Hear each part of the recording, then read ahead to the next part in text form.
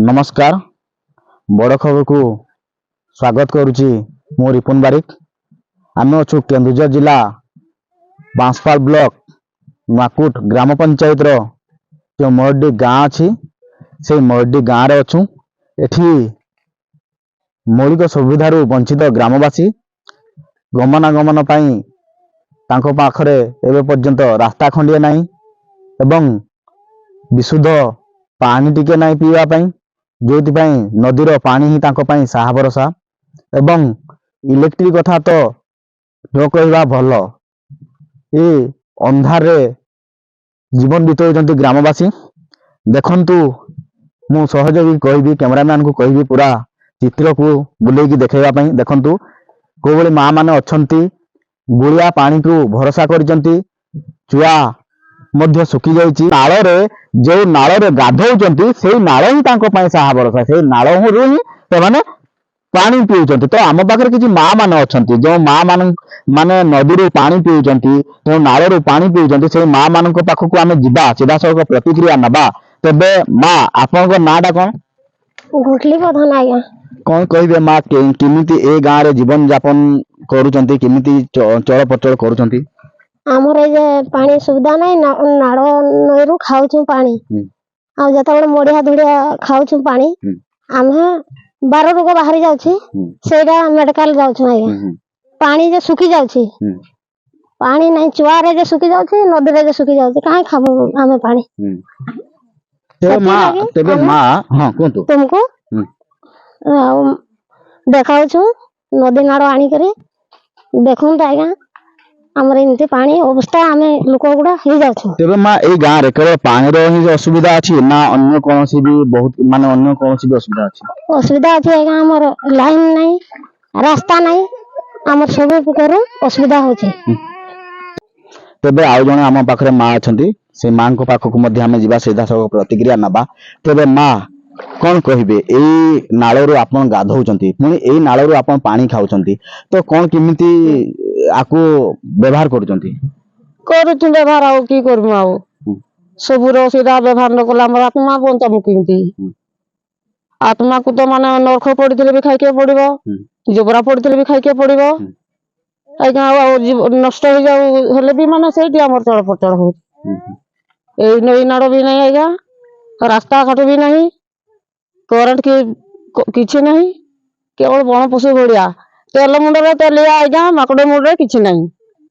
सेटा आइगा जानतु सेति माई ना भोट इलेक्शन आसीबो, नेता आसीबे, सेति टाइम रे आइगा सरकार को हिसाब आम है, किंतु सरी गला माने गोइठा आउ से जुगो इलेक्शन समय रे नेता माने आसंती आपन को पाखु वोट मागिबा पई आइगा आसीबे।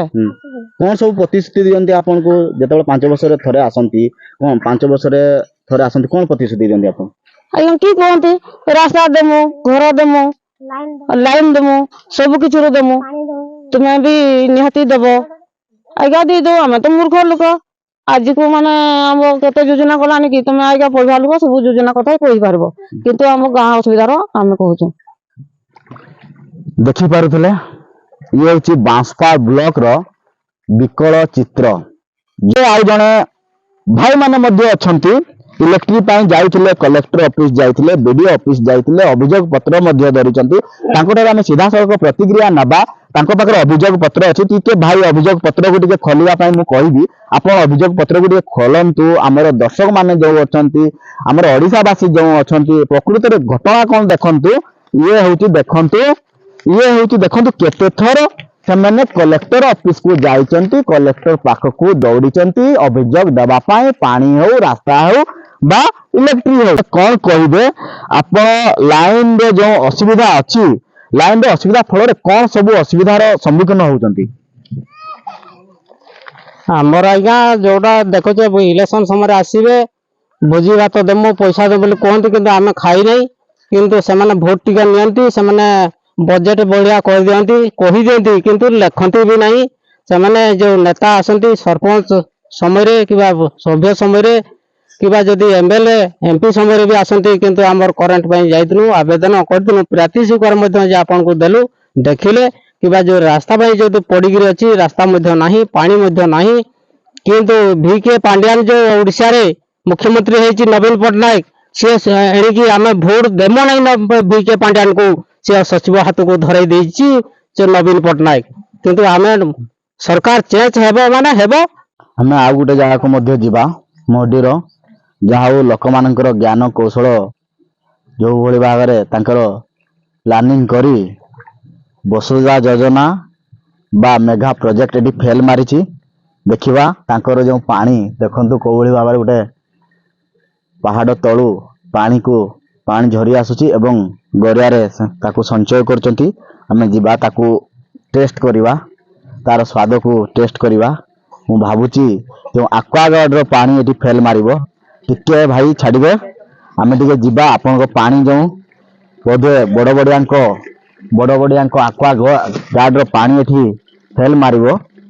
ଦେଖନ୍ତୁ କେତେ ସୁନ୍ଦର ତାଙ୍କର ଜ୍ଞାନ କୌଶଳ ଲଗେଇ କେତେ ସୁନ୍ଦର ପାଣିକୁ ସଂଗ୍ରହ କରୁଛନ୍ତି ଏବଂ ଏଇ ପାଣିକୁ ଘରକୁ ନେଉଛନ୍ତି ଏବଂ ଚଳପ୍ରଚଳ କରୁଛନ୍ତି। ଏ ଦେଖନ୍ତୁ କେତେ ସୁନ୍ଦର ଭାବରେ ଏ ଦେଖନ୍ତୁ ଭିତରୁ ପୁରା ଝରି ଆସୁଛି। ଇଏ ଯେଉଁ ବଡ଼ ବଡ଼ିଆଙ୍କ ଯେଉଁ ଆକ୍ୱାଗାର୍ଡ ଫ୍ରିଜ ପାଣି ଏଠି ଫେଲ ମାରିଯିବ ଏବଂ ଆମେ ମଧ୍ୟ ତାର ସ୍ୱାଦ ଚାଖିବା। କେତେ ସୁନ୍ଦର ପାଣି,